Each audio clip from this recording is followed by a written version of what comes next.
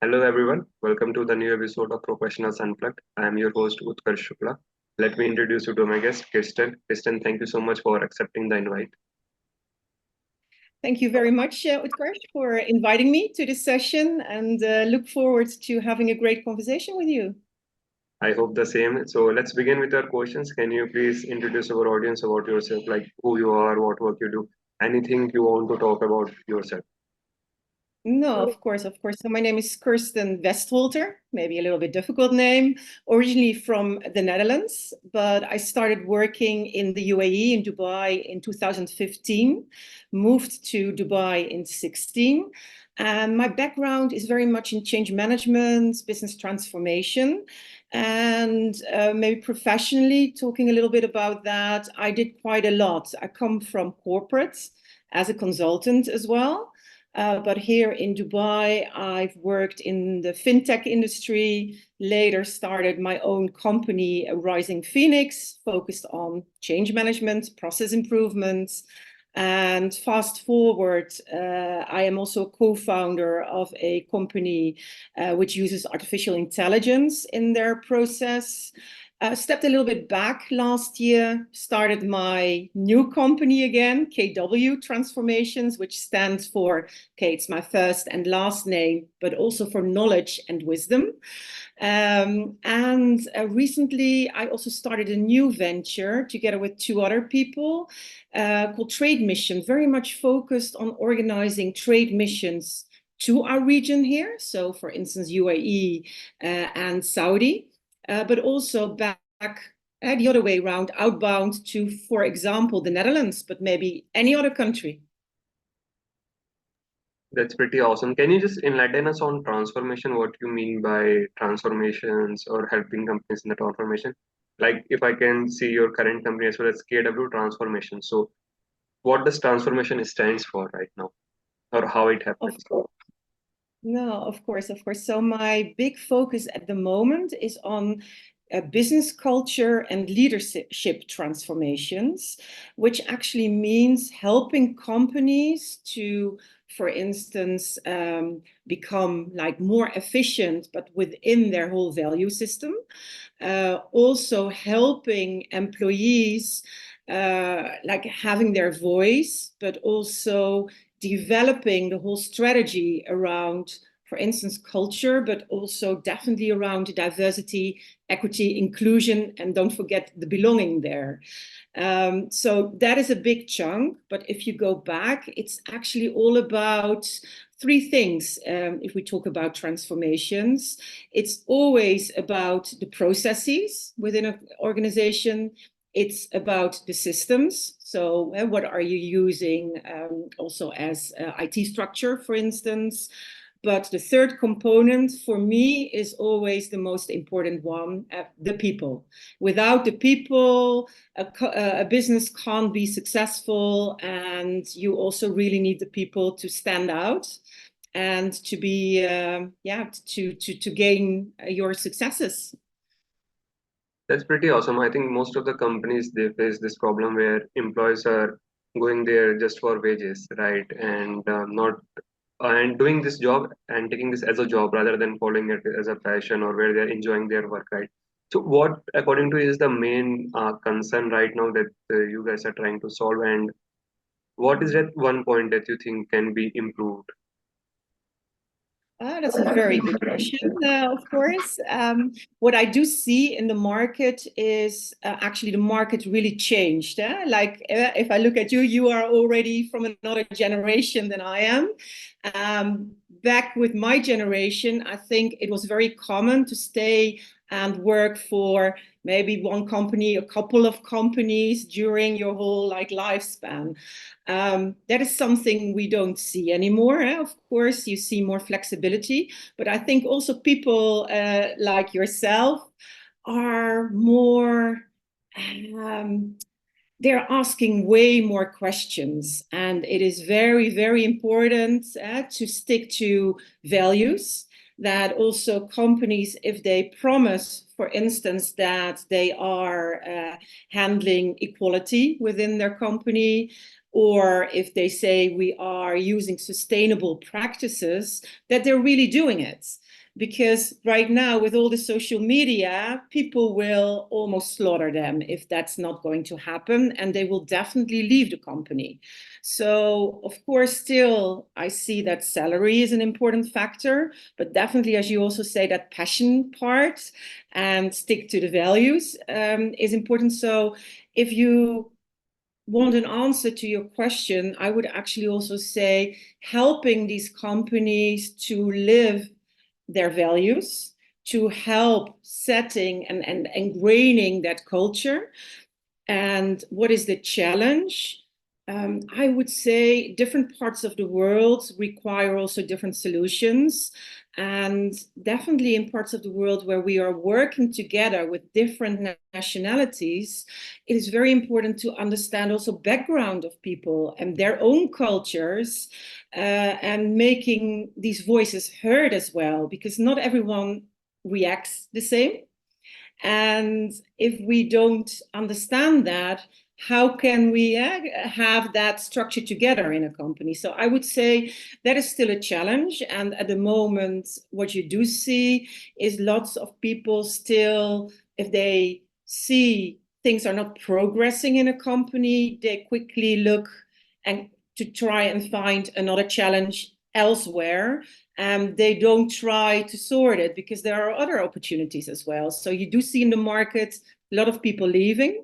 And on the other hand, what you do see, and I don't know if you've heard about that, is people getting ghosted by companies. If you're trying to find a job, and even after one or a couple of interviews, companies just don't follow up. And I think that is something they really should improve.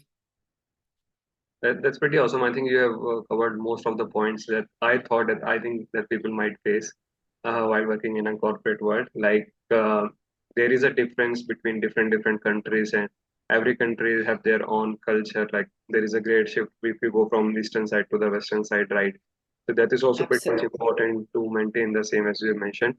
So what was the reason behind founding this company, and how you get to know the pain point of the industry? I know there must be a backstory why you started this company, so I just wanted to know that thing. Yes. So this company, I actually started this company very recently, because I also started doing some work in Riyadh last year, which is maybe not so much on the culture aspect, but way more around processes. But as I said, that is an important part as well because you need the people.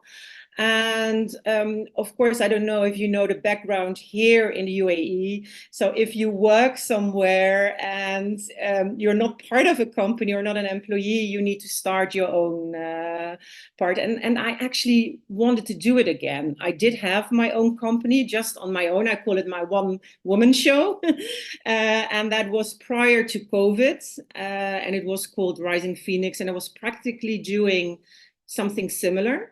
I think the big difference right now is that I always look for certain collaborations, because I do think in the field it is very important to have the proper collaborations, and preferably also with the smaller companies. So that could be leadership coaches, other consultants, because together I think we can cover the whole field of challenges within a company, because I'm not stating I can cover everything, because of course I also have my passion parts and my own knowledge. That's pretty awesome. So, any story you like to share with us from your personal or professional life that you think should be shared? Yeah, maybe also a little bit of an advice and a story. So as I mentioned, I started working here in 2015. So in Dubai, moved in 16. I had my whole life settled back in the Netherlands, in Amsterdam. Had a very long-term relationship, more than 20 years, but I was not really happy, if you know what I mean. You do have the feeling at one moment like, is this it? And I have a very adventurous spirit. always loved working internationally. So I was abroad already for a couple of times, but always traveling back to the Netherlands. Used to work in banking environments with very different nationalities. And I really had something like, okay, I've worked for a year in Dubai. What am I going to do back in the Netherlands? I had my job, I had everything. And I spoke up and decided to talk to the leadership team of the company I was working back in that day.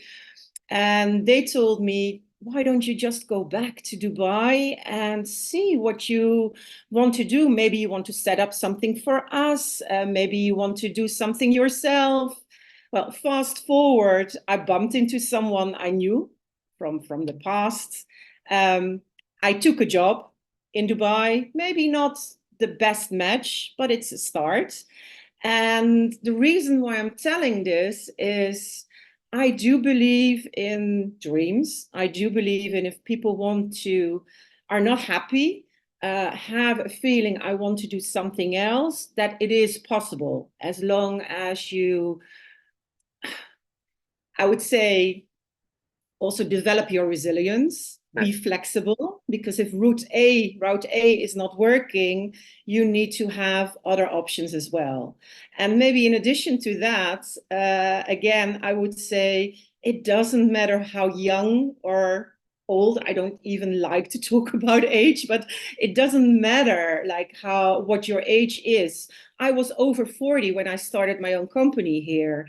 And I think a lot of people might have an idea about that you shouldn't do that. And I think it was the best decision I made to do these things, and I have a lot of freedom right now. Correct. So, and the example of the age that you just mentioned. So, I meet many people nowadays, the young ones. They tell me that they wanted to do and achieve everything before 40, and after 40, they want to retire and have an easy life. And you're giving me example of you started the company after 40. So, that's a truly what I can say a great achievement and a great learning for the young ones to know that age is just a number and you should never ever stop dreaming, right? And keep following what you Exactly. love to and have the adventure in your life. No, I fully agree. And I think it is actually good to make your dreams true and not, I always say, die with memories, not dreams, and just make it work. Right. So talking about dreams, so what is the next dream for you? You like to share with us? That, ooh, of course, I would also love to make my second venture like successful, because I believe in the concept of trade and knowledge missions. Because by doing that, I would say also people who don't know a certain region but are potentially interested in doing business, they have different views. I still hear people who don't understand how it works here in our region. So, of course, I have my dream of making that successful and having partners, I would say, all over the world, that will help us build and expand that company. On a different scale, and that has nothing to do with really profiting from it personally, but what I would love to see, and I hope I will see something of that like in the coming years, is to really see a more equal world, and definitely around gender equality, and actually not needing to have certain conversations anymore, if you understand what I mean. Because what I see nowadays, and it is for me also a passion, a lot of talk. And if you visit certain events, you keep on hearing the same stories, but not a lot of actions. And if you return to the company part we were talking about, a lot of companies still tick the boxes. It's a box ticking exercise to have like call it more women on board, or more diverse, or more like 50-50%. I think that is not the right thing to do. And I think we really need actions there, even if it's like smaller actions, but following. I hope to see that certain types of conversations are no longer necessary. That is a big dream of mine. That's very kind and I think a required dream for the world or a corporate world, I can say, where the conversation are not just for conversation, but they are a part of our action. If I can summarize your dream, that's what I think you are trying to say. And rather than ticking the boxes, it should be the actions that are seen rather than just you are doing it for a sake of completing a particular thing that has been assigned, right? Absolutely, no, absolutely, and it is true. It's about walking the talk and not just talking the talk. Right. Thank you so much, Christine. I think we are done with our questions. It was a great experience speaking with you. Thank you so much for sharing your insights with us.